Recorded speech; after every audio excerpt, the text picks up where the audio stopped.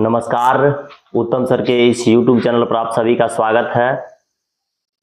बाबू, आप लोग अभी लगातार केमिस्ट्री के बहुत ही महत्वपूर्ण श्रृंखला को हमसे पढ़ रहे हैं और हमने इससे पिछले वीडियो में बाबू जो है आप लोगों को, हालांकि फिजिक्स का बहुत सारे चीज़ आप लोगों को पढ़ा दिए थे, जिसमें आप लोग देखे होंगे कि प्रकाश से रिलेटेड जो भी चीज़ था वो हम आप लोगों को विशेष रूप से पढ़ाने का फोकस किए थे, क्योंकि प्रकाश चैप्टर जो होता है उनका जो है सो 10th के क्लास में, और हालांकि देखिएगा कि विज्ञान में जहाँ भी परीक्षा होता है वहाँ पर उनको बहुत ज़्यादा वेटेज दिया जाता है, तो उनको हम बहुत अच्छा तरीका से इनसे पिछले वीडियो में समझने का प्रयास किए थे। और अभी जो है हम आप लोगों को केमिस्ट्री के बहुत ही सुंदर चैप्टर जो है इससे पहले पढ़ाए थे, मतलब रासायनिक अभिक्रिया एवं समीकरण, और उसको अभिक्रिया को वाला जो चैप्टर था उसको कंप्लीट करके हम लोग आगे बढ़े थे। और हालांकि ऑफलाइन बैच में भी आप लोगों को तो अभी इस बार ताबड़तोड़ आगे की ओर हम बच्चा को पढ़ा रहे हैं, ताकि फिर अगला साल जो है सो जो भी एग्जाम आएगा मान लीजिए उसमें हमारा बच्चा अच्छा रैंक लावे, इसके लिए हम लगातार प्रयासरत रहते हैं आप लोगों को लेकर के। तो उसी श्रृंखला को हम आगे बढ़ाते हैं और आप लोग जब पीछे वाला हमारा वीडियो देखे होइएगा तो उसमें हम आप लोगों को अम्ल, भस्म और लवण पर आधारित है जो बहुत महत्वपूर्ण सवालों को लेकर के आप लोगों को बताए थे, है ना।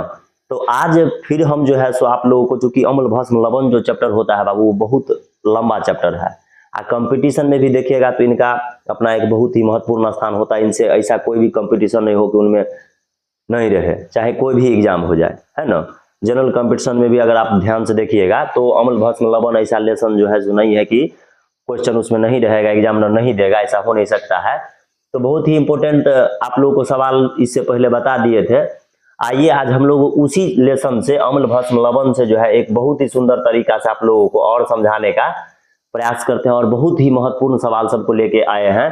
जो आप देखिएगा तो बहुत ही ऐसा सवाल है कि आप लोग जो है सो कंपटीशन में भी देखे होइएगा और जो है सो बोर्ड्स के भी एग्जाम में देखे होइएगा।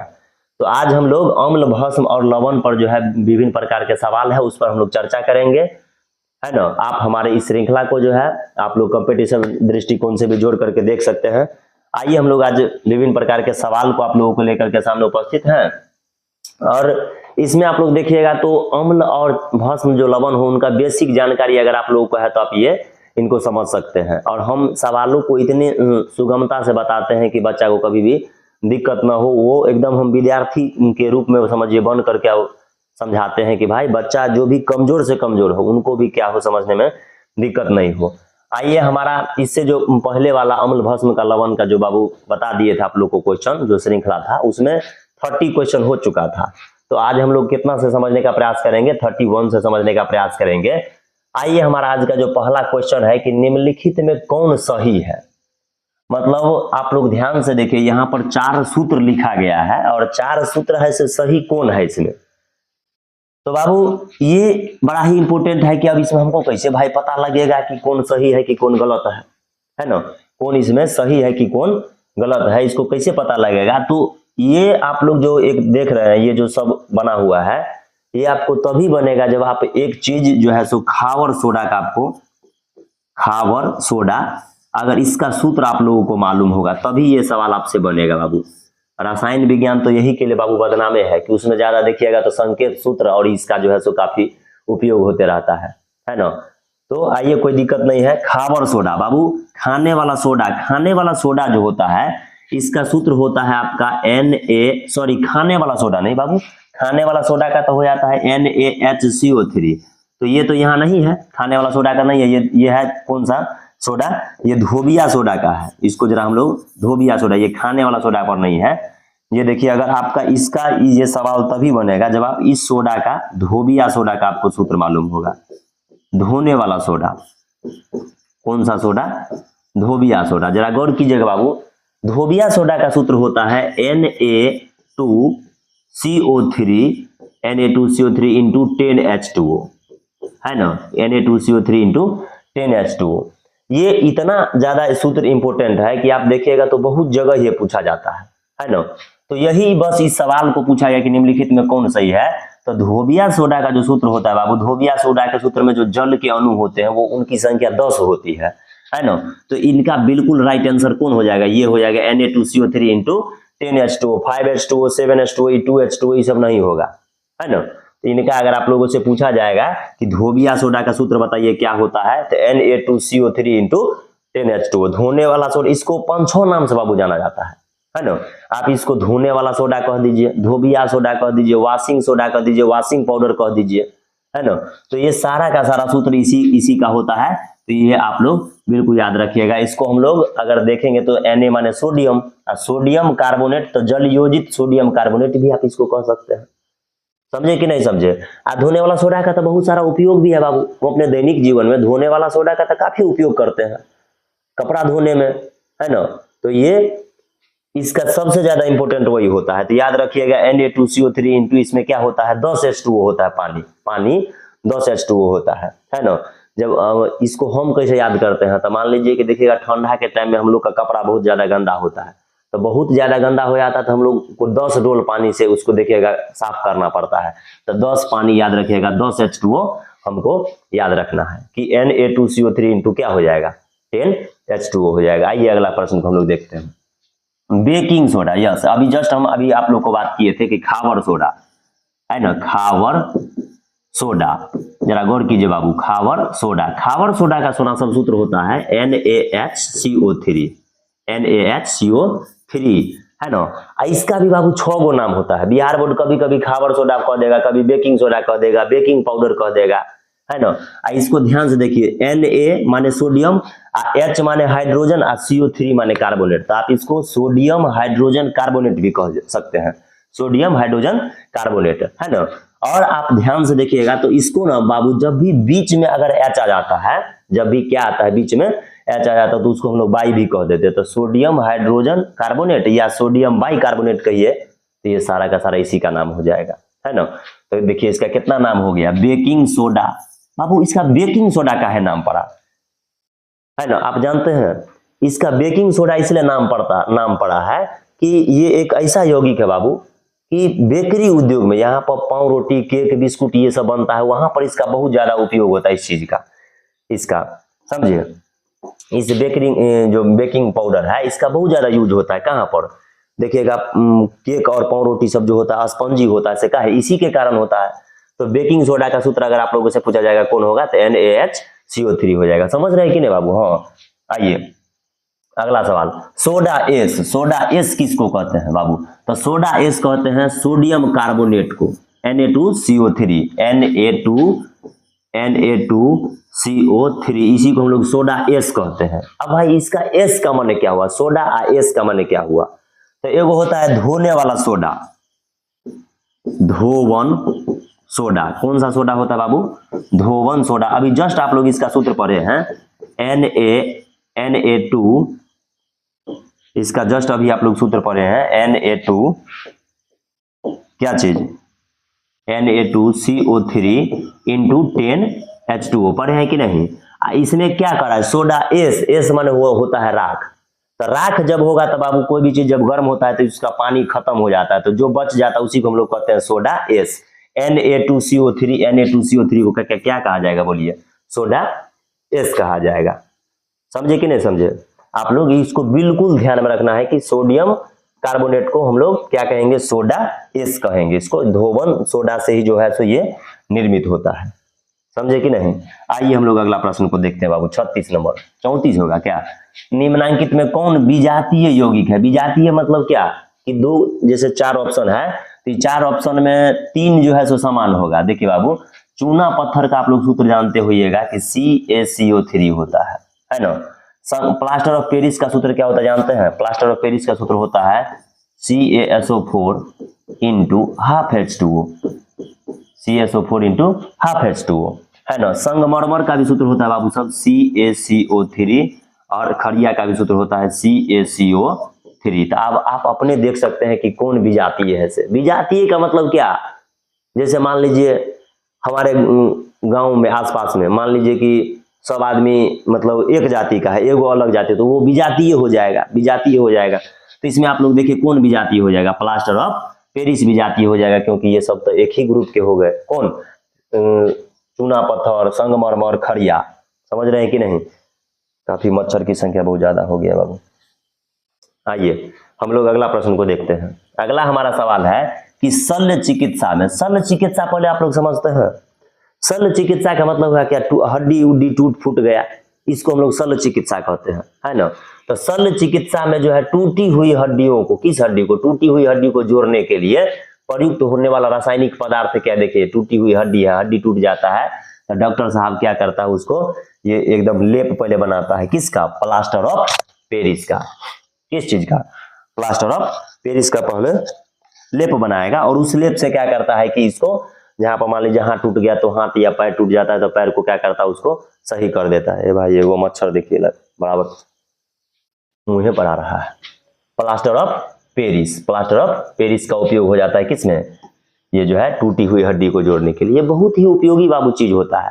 घर आप लोग पुट्टी करते हुए देखे होइएगा, इसका बहुत सारा मूर्ति भी उपयोग में आता है ना। तो प्लास्टर ऑफ पेरिस बहुत ही उपयोगी चीज है। सबसे पहले ये पेरिस देश में बनाया गया था ना, इसीलिए इसको हम लोग क्या कहते हैं, प्लास्टर ऑफ पेरिस। इसका सूत्र काफी पूछा जाता है एग्जाम में, CaSO4 इंटू क्या, हाफ H2O, CaSO4 इंटू कौन H2O, हाफ H2O। समझे कि नहीं समझे। तो प्लास्टर ऑफ पेरिस शल्य चिकित्सा का मतलब होता है जहां पर हड्डी उड्डी टूट जाता है, तो हड्डी उड्डी टूट जाता है तो उसको जोड़ने के लिए जो डॉक्टर साहब होता है पहले पट्टी मार देता है, पट्टी मारने के बाद इस तरीका से पेस्ट बना करके उसको क्या करता है, लेप देता है उस पर, है ना। इस प्रकार से मसाला की तरह बना करके उसको प्लास्टर कर दिया जाता है, तो उसी को हम लोग क्या कहते हैं, प्लास्टर ऑफ पेरिस। इसका सूत्र होता है CaSO4 इंटू हाफ H2O। समझे कि नहीं समझे, भूलिएगा नहीं कभी, सब एकदम बिल्कुल एग्जाम कोई भी हो उसके लिए एकदम इंपोर्टेंट है, समझिए। आइए अगला प्रश्न हम लोग देखते हैं। आयोडीन युक्त नमक है, हाँ ध्यान से देखिएगा बाबू कि आयोडीन युक्त नमक क्या हुआ। आप लोग जब भी आप अगर देखे होइएगा कहीं पर कि अगर आप लोग कोई भी कंपनी का अगर नमक खरीदते होइएगा तो उस पर आप स्पष्ट अक्षरों में, बड़े अक्षरों में देखे होइएगा कि लिखा रहता है कि आयोडीन युक्त है। और हम लोग को आयोडीन युक्त खाना भी चाहिए नमक। तो आयोडीन युक्त नमक आखिर किस चीज का, क्या चीज रहता है वो। तो बाबू नमक तो आप लोग सभी स्टूडेंट जानते होइएगा कि NaCl का माने नमक होता है, NaCl माने नमक होता है ना। तो आयोडीन, आयोडीन क्या है कि एक प्रकार का अधातु तत्व है, उसको मिलाया जाता है। तो KI और KI दोनों, KI या KiO3 दोनों जो है सो मिलाया जाता है नमक को आयोडीन युक्त करने के लिए। आप लोग एक एक्सरसाइज में ये भी सवाल पढ़िएगा कि आयोडीन युक्त नमक ही क्यों खाना चाहिए। तो आयोडीन एक ऐसा तत्व है जिसकी कमी से हमारे शरीर में घेघा या गलकंड नामक रोग हो जाता है बाबू। ऐसे घेघ देखिएगा बहुत आदमी का लटक जाता है गला में, थायराइड ग्रंथि को फूल जाने से, है ना। तो A और B दोनों आप याद रखिएगा। और KI का मतलब क्या होगा, पोटेशियम आयोडाइड, पोटेशियम आयोडाइड क्या हो गया बाबू, पोटेशियम आयोडाइड, है ना, पोटेशियम आयोडाइड, पोटेशियम आयोडाइड। और KiO3 का मतलब क्या होता है बताइए, KiO3 potassium iodate, potassium iodate, iodate, ये दोनों चीज मिला दिया जाता है तब जो है सो कोई भी नमक जो है सो आयोडीन युक्त हो जाता है। समझ गए ना आप लोग, ये सब एकदम बिल्कुल सीख जो है। आप लोग एक बात बताइएगा कि आयोडीन कहाँ से प्राप्त होता है, किस चीज से प्राप्त होता है, अगर आप लोग जानते होंगे तो बताइएगा। तो आयोडीन माने कहाँ से प्राप्त होता है ना, इसको बताना है आप लोगों को, है ना। चलिए आइए हम लोग अगला सवाल को देखते हैं। प्लास्टर ऑफ पेरिस का रासायनिक नाम क्या है। सबसे पहले तो प्लास्टर ऑफ पेरिस का आप लोग सूत्र जान लीजिए, CaSO4 इंटू हाफ H2O। ये किसका सूत्र होता है, प्लास्टर ऑफ पेरिस का। ये बाबू इतना उपयोगी चीज है, अभी जस्ट इसका हम बारे में चर्चा किए हैं कि जैसे टूटी हड्डी हो जाता है, हड्डी उड्डी टूट जाता है तो डॉक्टर क्या करता है, पट्टी मार करके उस पर से लेप चढ़ा देता है प्लास्टर ऑफ पेरिस का। तो इसको हम लोग कहते हैं कैल्शियम सल्फेट, कैल्शियम Ca माने कैल्शियम सल्फेट, आधा जो जल देख रहे हैं उसको हम लोग हेमीहाइड्रेट कहते हैं, है ना। यहाँ देखिए कैल्शियम सल्फेट अर्ध हाइड्रेट, तो यही इसका बिल्कुल राइट आंसर हो जाएगा। आधा हाइड्रेट है तो अर्ध हाइड्रेट कर दीजिए या हेमीहाइड्रेट। कभी कभी आप लोग को इस अर्ध के जगह पर हेमीहाइड्रेट भी दे देगा, तो ये आप लोग बिल्कुल ध्यान रखिएगा कि कैल्शियम सल्फेट और क्या होगा, अर्ध हाइड्रेट हो जाएगा। समझे कि नहीं बाबू, कैल्शियम सल्फेट अर्ध हाइड्रेट हमारा अगर होगा तो ये हो जाता है प्लास्टर ऑफ पेरिस का रासायनिक नाम। समझे कि नहीं समझे। आइए अगला हम देखते हैं बाबू, कोई घोल नीले लिटमस पत्र को क्या कर देता है, लाल। देखिए बाबू, अगर कोई भी नीला लिटमस पत्र है, कैसा है, नीला, अब वो उसको कैसा कर देता है, वो रेड कर देता है, लाल। तो ये आप लोग अवश्य जानते होइएगा कि नीला लिटमस पत्र जब लाल होता है तो वो विलियन सबसे पहले कैसा होगा, वो विलियन होता है बाबू अम्लीय, एसिड होता है, यानी उसमें वो कैसा होता है, एसिडिक होता है वो विलियन, उसमें एसिड पाया जाएगा, है ना। और जो एसिड पाया जाता है, जब आप लोग जानते होइएगा, तो एसिड का कभी भी जो है, जो उसका पीएच मान होता है बाबू, वो 7 से हमेशा कम होता है। 7 से कैसा होता है, कम। तो इसका आंसर क्या हो जाएगा, 2 हो जाएगा। नहीं समझे बात। कोई घोल नीले लिटमस को क्या कर देता है, लाल कर देता है, तो घोल का पीएच मान क्या होगा, उसका पीएच मान 2 हो जाएगा। समझे कि नहीं समझे। आइए हम लोग अगला देखते हैं। अगला सवाल है, अम्लीय वर्षा का जो जल होता है उसका पीएच मान कितना होता है। अम्ल वाला जो वर्षा होता है, अम्ल वर्षा जानते हैं, जब बाबू वर्षा जल के साथ साथ, जब मान लीजिए वर्षा जल, मान लीजिए मेघ है, बादल है ना, अब वर्षा जल के साथ साथ जब थोड़ा मात्रा में एसिड भी धरती पर चले आता है, थोड़ा मात्रा में क्या जाता है, एसिड भी धरती पर चला आता है, तो उसी को हम लोग कहते हैं अम्ल वर्षा। कौन वर्षा, अम्ल वर्षा। अगर मतलब क्या, वर्षा के जल के साथ साथ अम्ल की भी थोड़ी सी मात्रा अगर पृथ्वी पर चले आती है, तो इसको हम लोग अम्ल वर्षा कहते हैं। अम्ल वर्षा बहुत ही खतरनाक होता है ना, इसके बहुत सारे नुकसान होते हैं, आप लोग देख सकते हैं इसके बारे में, है ना। तो इसका जो बाबू होता है, अम्लीय वर्षा का पीएच मान जो होता है वो 5.6 से कम होता है, नीचे हो जाएगा इसका, है ना, एसिड की तरह मतलब समझिएगा। तो देखिएगा, इसे वर्षा में हम लोग के जो है सो बड़े बुजुर्ग सब कहता है कि नहीं मत जाओ स्नान करने के लिए। जब आप मान लीजिए कि वो तेजाबे डायरेक्ट है ना, अब वो शरीर पर पड़ेगा तो हम लोग को बहुत हानि होगा, तो इसलिए हम लोगों को अम्लीय वर्षा में नहीं नहाना चाहिए। अम्ल वर्षा का बहुत सारा जो है सो इफेक्ट खराब होता है। आइए हम लोग अगला प्रश्न देखते हैं।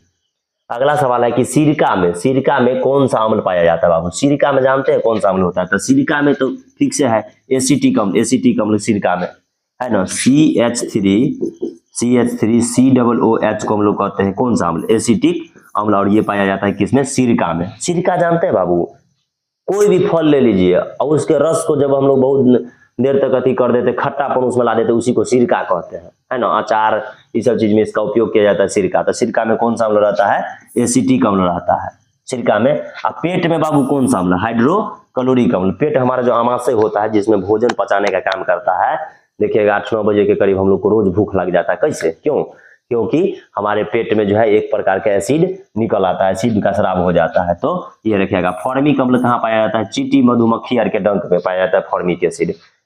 आइए अगला सवाल हम लोग देखते हैं। अगला है हमारा कि चींटी के डंक में, चींटी देख रहे हैं बाबू, लाल चींटी, घोरन आप लोग जानते होइएगा कि हमारे वातावरण में जो है सो आप लोग कभी देखे होइएगा कि पेड़ पौधा पर वाला चींटी बहुत ज्यादा पाया जाता है। तो इस चींटी जब काट लेता है तो हम लोग को जलन पैदा तुरंत होने लगता है। तो आखिर वो हमको क्या उसमें डाल देता है, तो क्या इथेनोइक अम्ल डाल देता है, नहीं, सिट्रिक अम्ल डाल देता है, नहीं, मिथेनोइक अम्ल डाल देता है बाबू। और इसी मिथेनोइक अम्ल को हम लोग फॉर्मिक अम्ल भी कहते हैं। इसी मिथेनोइक अम्ल को हम लोग फॉर्मिक अम्ल भी कहते हैं। इसका बहुत ही सुंदर सूत्र भी होता है HCOOH, है ना, इसका मिथेनोइक अम्ल हम लोग कहते हैं। यही चींटी जो है सो क्या करता है बाबू, हम लोग के त्वचा में छोड़ देता है, जिसके कारण से हम लोग को चींटी के काटने पर जलन पैदा हो जाता है। समझे कि नहीं समझे। भूलिएगा नहीं, चींटी के डंक में, मधुमक्खी के डंक में, है ना, इस सब के डंक में कौन सा अम्ल, या तो आपको मिथेनोइक अम्ल मारेगा या फॉर्मिक अम्ल पूछेगा, तो ये जवाब देना है HCOOH। उसका सूत्र भी समझ जाइए। नहीं समझ रहे हो ना। आइए, वीडियो में तो कोई दिक्कत नहीं है। आइए हम लोग देखते हैं अगला हमारा सवाल है बाबू। अगला कि मधुमक्खी का डंक, देखिए मधुमक्खी को पहले देखिए, गंगेश जी को बहुत बहुत धन्यवाद कि देख लीजिए, बहुत ही अच्छा तरीका से वो टाइप करते हैं और आप लोगों को समझाने के लिए बहुत ही अच्छा तरीका से वो चित्र भी देते हैं कि देखिए ये समझिए। देखिए ये मधुमक्खी है और ये अपने पूंछ से बाबू जो है, ये अपने पूंछ से क्या करता है, आदमी के त्वचा में इस तरीका से मार देता है डंक, है ना। ये अपने मतलब जो है सो मुंह से भी मारता है डंक, लेकिन इसके पीछे में जो है एक सुई की तरह नुकीला चीज रहता है जो डंक मार देता है। तो जी इसके कारण से तो बहुत ज्यादा समझिए हम लोग के शरीर में जलन होता है। तो ये क्या करता है, मधुमक्खी के डंक में कौन सा अम्ल रहता है, अभी ये जस्ट आप लोग समझे, मिथेनोइक अम्ल। और मिथेनोइक अम्ल का सूत्र क्या होता है बाबू, HCOOH, H, और इसको हम लोग फॉर्मिक अम्ल भी कहेंगे। क्या कहेंगे बोलिए? फॉर्मिक अम्ल। फॉर्मिक अम्ल। तो कोई दिक्कत आप लोग को समझने में? चींटी के डंक में, मधुमक्खी के डंक में अगर आप लोगों से पूछा जाएगा। और एक बाबू आप लोग ये भी समझ लीजिए कि वो पौधा होता है नेटल, है ना, नेटल, जो क्या होता है, जैसे भिंडी में देखिएगा उसका रोया, और जब भिंडी आप लोग तोड़ते होइएगा, भिंडी के पत्ता को देखे होइएगा तो उसका रोआ जैसे होता है, उसी तरीका से वो पौधा होता है नेटल। तो नेटल में भी क्या होता है बाबू? नेटल के पत्ता पर भी रोया पाया जाता है। तो वो भी अगर आप लोगों को एग्जाम दे देगा तो उसका भी आंसर आपको मेथेनोइक अम्ल ही या फॉर्मिक अम्ल ही आपको मारना है। समझ रहे ना? चींटी के डंक में, मधुमक्खी के डंक में अगर आप लोगों से पूछे जाए कि कौन सा एसिड काम करता है, कौन सा एसिड जो है हमारे शरीर में डाल देता है जिसके कारण से जलन पैदा हो जाता है, तो आप लोग जवाब देंगे कौन सा अम्ल? मेथेनोइक अम्ल या फॉर्मिक अम्ल। बुझ रहे हैं कि नहीं? बढ़िया से समझिए, आप पूरा यादें कर लीजिए, भूलिएगा कभी नहीं जिंदगी में, है ना, नहीं भूलिएगा इन सब चीज को। कोई दिक्कत नहीं सर? ओके, अगला सवाल आइए हम लोग देखते हैं। अगला सवाल है, निम्नलिखित में से किसके कारण अम्ल वर्षा होता है? जस्ट ये बहुत ही बाबू, ये सब जो टॉपिक आप लोग देख रहे हैं इसका बहुत ज्यादा एग्जाम में यूज किया जाता है। अम्ल वर्षा, अम्ल वर्षा पहले है क्या? अम्ल वर्षा जो होती है वो क्या है? तो जब बाबू जैसे मान लीजिए बादल है ना, और जब ये मान लीजिए नीचे आता है तो इसके साथ साथ एसिड की भी मात्रा जब नीचे चले आता है, एसिड की भी मात्रा नीचे चले आता है, इसका मेन कारण होता है जो चिमनी होता है, उस चिमनी से निकलता है SO2 गैस। सबसे ज्यादा मुख्य कारण यही है। तो इसका आप लोग देख लीजिए, इसका आंसर कौन गैस? CO2 गैस, यानी इसको हम लोग कहते हैं सल्फर डाइऑक्साइड, है ना। और ये बहुत ही वायु प्रदूषक गैस है बाबू, और ये जहरीली गैस भी होता है। इसके कारण से अम्ल वर्षा हो जाता है, एसिड हो जाता है, देखिएगा नीचे। और अम्ल वर्षा बहुत ही खतरनाक होती है जब ये हमारे शरीर पर ये, या किसी मान लीजिए जो भी मान लीजिए जानवर रहेगा, पेड़ पौधा रहेगा, सबको जला के नष्ट कर देता है।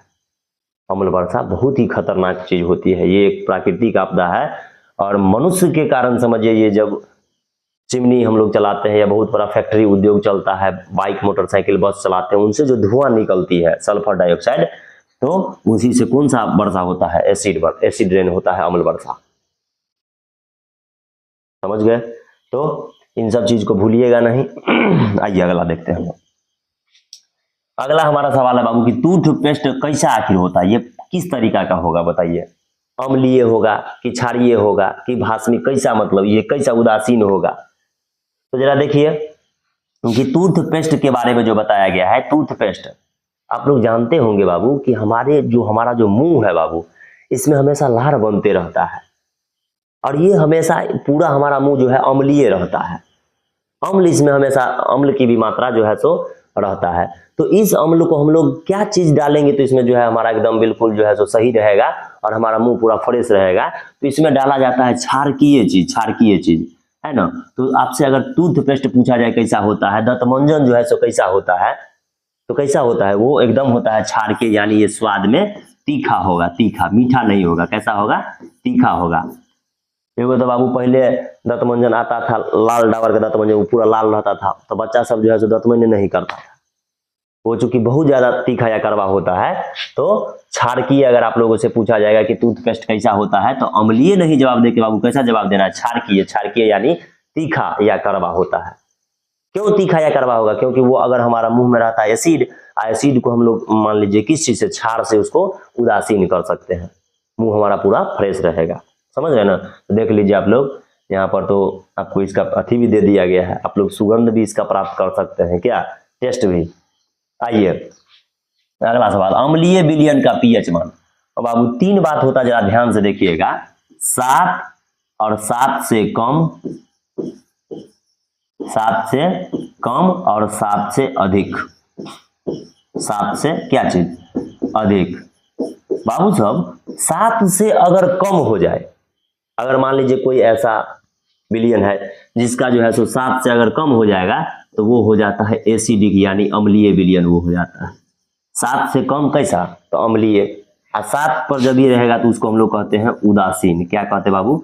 उदासीन कहते हैं। और 7 से अधिक हो जाएगा तो वो हो जाता है कैसा? क्षारीय। कैसा हो जाता है बाबू? क्षारीय। अगर आप लोगों से एग्जाम में पूछा जाता है कि अम्लीय विलयन का पीएच मान क्या होता है, तो 7 से कम होता है। वही क्षारीय का पूछेगा तो 7 से अधिक। 7 से कम तो अम्लीय, 7 से अधिक तो क्षारीय। 7 पर डायरेक्ट रहेगा कांटा, तो क्या कहिएगा, बोलिए क्या कहिएगा इसको? वो कहेंगे हम लोग एकदम डायरेक्ट 7 पर है तो वो उदासीन हो जाता है। जैसे शुद्ध जल, जैसे कौन सा जल बाबू? शुद्ध जल। ये जो जल होता है बाबू, शुद्ध जल, ये एकदम बिल्कुल उदासीन होता है, इसमें कोई भी न रंग न गंध न स्वाद, कुछ नहीं होता है। तो शुद्ध जल का अगर आप लोगों से पीएच मान पूछे कितना होता है, तो 7 होता है डायरेक्ट। और 7 से कम अगर दे दे तो अम्लीय, 7 से अधिक दे दे तो क्या हो जाएगा? क्षारीय, और 7 पर दे दे तो कैसा हो जाएगा? उदासीन हो जाएगा। समझ रहे ना? आइए अगला सवाल देखते हैं। अगला हमारा बाबू सवाल है जो आ ही गया, शुद्ध जल का पीएच मान क्या हो गया बाबू इसका?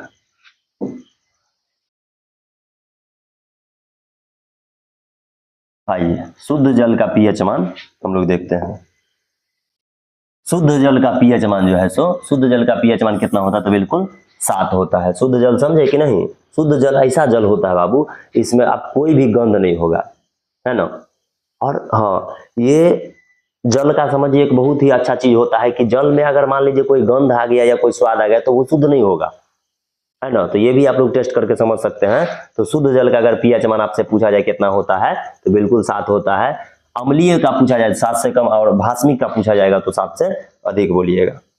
आइए, हमारा शरीर जो है, ये सेलेक्ट नहीं था क्या सर? आइए, ये जो हमारा देख रहे हैं आप लोग कि हमारा शरीर का जो पीएच होता है वो कितने परास के बीच में काम करता है? हमारा जो शरीर होता है वो कहां से लेकर के कहां तक काम करता रहता है, बताइए? तो हमारा शरीर जो होता है बाबू, उसका पीएच मान कहां से होता है? 7 से लेकर के 7.8 के बीच में काम करता है। 7.0 से लेकर के 7.8 के बीच में हमारा शरीर जो है, बॉडी, वो काम करता है। पूरा जो शरीर है ये, वो कितने पीएच परास के बीच में एकदम सामान्य रूप से रह पाएगा? तो 7 से 7.8 आप लोग कहिएगा। अगला सवाल पर आइए। कोई विलयन लाल लिटमस पत्र को क्या कर दे रहा है? नीला कर दे रहा है। बाबू देखिए, लाल हो रहा है नीला, लाल हो रहा है नीला, तो ये पक्का हो जाएगा भास्मिक, ये भस्म होगा, भस्म, है ना? और नीला, पहले याद रखिएगा, नीला जब होता है लाल, नीला जब कैसा हो? लाल, तो उसको हम लोग कहते हैं अम्लीय। वो कैसा होगा? अम्लीय, है ना? अम्लीय। तो लाल हो रहा है नीला, तो इसका पीएच मान कितना होगा? तो देखिए, लाल जब हो जाता है बाबू नीला, तो वो होता है भास्मिक, यानी क्या? वो स्वाद में होगा कड़वा तीखा, तो उसका जो पीएच मान होगा वो पक्का 7 से अधिक होगा। तो इसका आंसर हो जाएगा 10, है ना? कोई विलयन लाल लिटमस पत्र को नीला कर देता है, इसका पीएच मान कितना होगा? इसका पीएच मान आपका 10 हो जाएगा। ये सब जितना देख रहे हैं, तो एक 8 भी है तो भास्मिक होगा, लेकिन जो अधिक भास्मिक होगा वो होगा इसका आंसर। 10 वाला ही याद रखिएगा। 7 है, 8 भी है एगो, हालांकि ये भी हो सकता है चूंकि 7 से अधिक है, लेकिन ज्यादा अधिक कौन होगा बाबू? 10 वाला आंसर लिखिएगा आप लोग, है ना? हालांकि इस तरीका का दूगो कोई आंसर नहीं होगा, एगो 6 हम कर देते, समझिए, इस तरीका से, चूंकि दोनों हो जाएगा तब, इसलिए आप लोग याद रखिएगा क्या इसका आंसर हो जाएगा? 10 वाला आंसर हो जाएगा इसका पक्का। आइए अगला सवाल है कि निम्न में कौन प्रबल अम्ल है? प्रबल अम्ल का मतलब होता है स्ट्रॉन्ग एसिड। स्ट्रॉन्ग एसिड का मतलब समझे, एकदम मजबूत, पावरफुल, जो उसमें हम कोई चीज को डाले वो एकदम गला देगा, है ना? तो ये हो जाता है बाबू, देखिए सब का सब है एकदम, ये सभी है स्ट्रॉन्ग एसिड, सब का सब जो है सो प्रबल अम्ल है, समझे कि नहीं? तो भूलिएगा नहीं, ये है आपका कौन? सल्फ्यूरिक अम्ल, जो बैक्टीरिया में पाया जाता है। ये है आपका हाइड्रोक्लोरिक अम्ल, जो पेट में हमारे आमाशय में पाया जाता है। और ये HNO3 है, नाइट्रिक अम्ल है, ये हमारे वातावरण में जो है सो नाइट्रोजन गैस के कारण बनता है। तो ये बिल्कुल आप लोग याद रखेगा कि सब का सब जो है सो एकदम हार्ड अम्ल है, प्रबल अम्ल है। अगर इसमें हम लोग थोड़ा सा भी मान लीजिए बॉडी पे पड़ जाएगा तो इसमें जला देने की, ये संक्षारक अम्ल होते हैं, तुरंत एकदम जला देने की प्रवृत्ति इसमें पाया जाएगा। समझ रहे हैं ना? आइए अगला प्रश्न हम लोग देखते हैं। अगला सवाल है हमारा बाबू कि किसी भी उदासीन विलयन का पीएच मान, कैसा विलयन है? उदासीन विलयन का पीएच मान कितना होता है? 7। उदासीन विलयन का पीएच मान बाबू कितना? 7। और 7 से कम रहेगा तो अम्लीय, 7 से अधिक रहेगा तो, 7 से कम रहेगा तो अम्लीय, 7 से अधिक रहेगा तो भास्मिक हो जाएगा। कोई दिक्कत है? समझ रहे? एकदम मस्त तरीका से आप लोग समझिए। उदासीन विलयन का पीएच मान 7। आइए, निम्नलिखित में से कौन ऐसा पीएच, कौन सा मान क्षारक विलयन का मान देगा? क्षारक, तो क्षारक जो होगा बाबू से 7 से बेसी वाला देख लीजिए, तो 7 से बेसी वाला कौन होगा? इसका आंसर 13, ये आंसर हो जाएगा डी। 7 से अधिक वाला क्षारक हो जाएगा और 7 से कम वाला अम्लीय हो जाएगा। आइए, आज का तो ज्यादा सवाल लग रहा है कि एकदम पीएच मान पर है। इससे पहले पढ़े थे वो एकदम प्लास्टर ऑफ पेरिस, कौन सा अम्ल किसमें पाया जाता है, वो सब है। तो बिल्कुल ये सब क्वेश्चन को एकदम याद कर लीजिएगा। मिल्क ऑफ मैग्नीशिया, देखिए मैग्नीशियम के दूध, इसका सूत्र होता है बाबू MgOH का होल ट्वाइस। इसको हम लोग कहते हैं बाबू क्या चीज जानते हैं?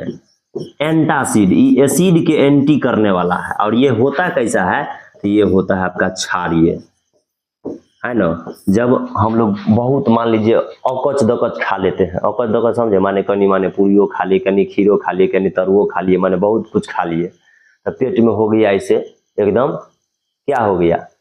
अकच दकच हो गया, बहुत हो गया, गैस जलन देने लगा पेट में, तो यही दवा पिलाया जाता है एंटासिड। और ये रहता है कैसा? क्षारीय। इसका स्वाद होता है बाबू तीखा तीखा, है ना। इसका जैसे ही क्षारीय हो गया तो क्षारीय विलयन का जो पीएच मान होता है वो 7 से अधिक होता है, तो इसका बेस्ट आंसर होगा 10.5, है ना, 10.5। अगर मिल्क ऑफ मैग्नीशिया होता है, जो मैग्नीशियम के दूध होते हैं, उसका जो पीएच मान होता है वो कितना होता है? 10.5 होता है। क्यों 10.5 होगा? 7 से अधिक क्यों होगा? क्योंकि ये एसिड का एंटी करने वाला चीज है। हमारे पेट में हो जाता है एसिड, हाइड्रोक्लोरिक एसिड, और उस एसिड का करता है एंटी, तो ये क्या हो जाएगा बताइए? मिल्क ऑफ मैग्नीशिया का पीएच मान 10.5 हो जाएगा। अगला क्वेश्चन आइए देखते हैं। अगला हमारा सवाल है बाबू कि किस पीएच मान वाला विलयन सबसे अधिक अम्लीय होगा? सबसे अधिक अम्लीय, तो देखिए बाबू सबसे अधिक अम्लीय 1 2 3 4 5 6, ये सब है अम्लीय, सब अम्लीय है। 7 से सब अम्लीय है, 7 से ऊपर जितना भी है कम वाला सबका सब अम्लीय है। तो अब 6 होगा तब के लिए खट्टा होगा, 7 होगा तो मतलब 5 होगा तो उससे ज्यादा खट्टा होगा। तो सबसे कम कितना होगा? माने सबसे अधिक कड़ा अम्लीय कौन होगा? तो 1 वाला होगा इसका आंसर, क्योंकि सबसे देख रहे हैं यहाँ से स्टार्टिंग में होता है। और अच्छा एक बताइए किसका पीएच मान होता है? तो एक होता है हाइड्रोक्लोरिक अम्ल का पीएच मान, और ये कहाँ पाया जाता है? हमारे पेट में। इसी के कारण क्या लगता है? भूख लगता है। ये क्या करता है? ये एक ऐसा एसिड है बाबू कि हमारे मुंह में मान लीजिए खाते समय हम लोग जब कीड़ा मकोड़ा या कोई ऐसा चीज कीटाणु विषाणु चला जाता है अंदर, तो उसको मारने का भी काम करता है। ये मेहमान है, पेट में मेहमान का स्वागत करता है। माछी मच्छर चला जाएगा तो पेट के मेहमान का स्वागत कर देता है, उसको मार के खत्म कर देता है, कहता तुम आगे मत जाओ, है ना। तो हाइड्रोक्लोरिक अम्ल होता है, उसका पीएच मान कितना होता है? 1 होता है। सबसे अधिक वाला पूछ देगा कि इसका अम्लीय होता है, तो 1 वाला। आइए अगला देखते हैं। और है सवाल क्या? दही में कौन सा अम्ल पाया जाता है? देखिए बाप रे बाप, देख के तो आप लोग का मन का खाने का कर्मो करता है। देख के हमको तो खाने का मन करता है, हमको दही से बड़ा लगाव है ना।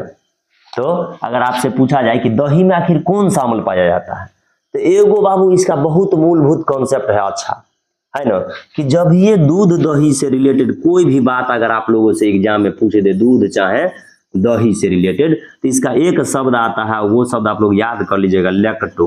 क्या चीज? लैक्टो। लैक्टो, लैक्टो शब्द को याद कर लीजिए। और जब ये दूध दही वाला सवाल पूछे तो ई वाला खोजिएगा कहाँ है लैक्टो, बस आ जाएगा। तो देख लीजिए यह है लैक्टिक अम्ल, है ना। दही में कौन अम्ल पाया जाएगा? तो लैक्टिक अम्ल। और बाबू आप लोग को सवाल बताते हैं कि कौन ऐसा चीज है, कौन ऐसा बैक्टीरिया होता है, दूध को दही में ट्रांसफर कर देता है, दही में बना देता है? तो लैक्टोबैसिलस। कौन ऐसा बैक्टीरिया? तो लैक्टोबैसिलस रहता है। दही दूध को हम लोग किस चीज से मापते हैं? तो लैक्टोमीटर से मापते हैं, है ना। दूध में कौन सा एसिड पाया जाता है? तो लैक्टिक अम्ल पाया जाता है, लैक्टिक अम्ल। याद रखिएगा, दूध दही से जुड़ा हुआ कोई भी सवाल आवे तो उसमें आप लोग को एक शब्द याद रखना है, लैक्टिक अम्ल, लैक्टो वाला। समझे कि नहीं समझे?